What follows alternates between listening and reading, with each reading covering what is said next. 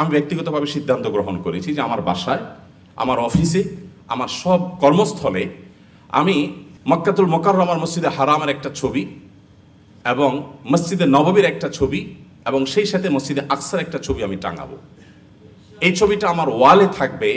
যত অতিথি আসবে, যত গেস্ট আসবে, এমনকি আমি যতদিন অফিসে বসবো, যতদিন বাসায় ঢুকবো, প্রত্যেকবার আমার নজরে পড়বে। এটা 2-4 দিনের জন্য না, এটা স্থায়ী একটা প্রজেক্ট, স্থায়ী একটা কাজ, যাতে করে আগামী 5 বছর পরও ওই মসজিদুল আকসার ছবির দিকে তাকালে আমার চেতনাটা জাগ্রত হয়। তো আমি প্রস্তাব রাখতে চাই, এটা একটা উপমা, এটা একটা এক্সাম্পল মাত্র।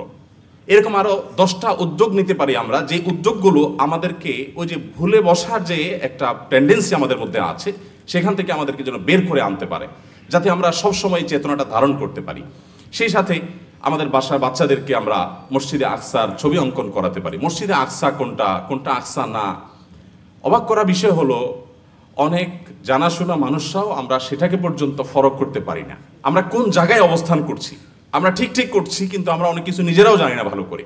ফিলিস্তিন ইস্যুতে আমি অত্যন্ত লজ্জিত, একজন বাংলাদেশি হিসাবে আমি অত্যন্ত লজ্জিত হওয়ার কারণ হলো, ফিলিস্তিন ইস্যুতে পৃথিবীর অন্যান্য মুসলিম দেশগুলো তো বটেই, গত কয়েক দশক ধরে যে জুলুম নির্যাতন চলছে ফিলিস্তিনের নিরীহ মানুষগুলোর প্রতি, সেই জুলুম নির্যাতনে অমুসলিম দেশগুলো পর্যন্ত অত্যন্ত বলিষ্ঠ ভূমিকা এবার পালন করেছে। তার্কি দূতাবাসের একটা টিম, আমি আসার আগ মুহূর্তে অফিসে আসছিলেন, ওনাদের সাথে কথা হচ্ছিল যে তুরস্কে ইয়াহুদি কোম্পানিগুলোর বিভিন্ন দোকানে, তাদের বিভিন্ন শোরুমে, বিভিন্ন খাবারের দোকানে রীতিমতো তারা মাছি মারছে বসে বসে।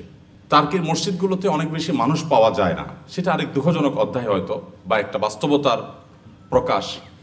কিন্তু সেখানকার মানুষগণ এমনভাবে বয়কট করেছে তাদের পণ্যগুলোকে যে রীতিমতো সেটা দৃষ্টান্ত হয়ে আছে। মিডল ইস্টের মানুষ যা করেছে, নীরব বিপ্লব ঘটিয়ে দিয়েছে, যে বড় বড় কোম্পানিগুলো, আমি কারণ নাম বলে তাদের মার্কেটিং করতে চাই না, সে সমস্ত কোম্পানিগুলোর হাতে হারিকেন ধরিয়ে দেওয়ার উপক্রম হয়ে গেছে। বড় বড় সুপার শপগুলোতে তাদের পণ্যগুলো হাহাকার করছে।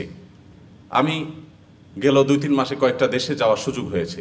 জাপানে বাংলাদেশি ভাইয়েরা আমাকে জানালেন যে ভাই, এখানে আন্দোলন সংগ্রাম এবং প্রতিবাদ বলতে বোঝানো হয় শুধুমাত্র রাস্তার পাশে প্লে কার্ড নিয়ে দাঁড়িয়ে থাকা, অথবা একটা ছোট্ট র্যালি বের করা, একজনের পিছনে একজন। আমরা গতানুগতিক যে মিছিল সমাবেশ করি, এগুলো জাপানের মানুষ এমনি খুব নীরব, এগুলো তাদের সমাজে খুব বেশি হয় না। সেই জাপানের মতো জায়গায় ফিলিস্তিন ইস্যুতে মুসলিম তো বটেই, অন্য ধর্মের মানুষরা শত শত হাজার হাজার মানুষ ইসরায়েল দূতাবাসের কাছাকাছি পর্যন্ত গিয়েছে এবং তারা